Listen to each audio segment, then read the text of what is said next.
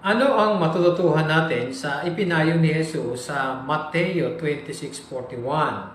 Ganito ang sabi, patuloy kayong magbantay at manalangin para hindi kayo mahulog sa tukso. Oo, tayong lahat ay mayroong mga kahinaan at lahat tayo ay nagkakamali at nagkakasala. Pero tinutulungan tayo ni Jesus na patuloy na magbantay. Kaya mag-iingat tayo sa mga bagay na aakay sa atin na makagawa ng pagkakasala. Napakahalaga ng pananalangin kapag tayo ay nasa kalagayan na madadaig ng mga kahinaan at mga tukso. Gusto ni Jesus at gusto ng Ama ni Jesus, si Jehovah, na labanan natin ang ating mga kahinaan. At tinitiyak niya na iingatan tayo ng ating makalangit na Ama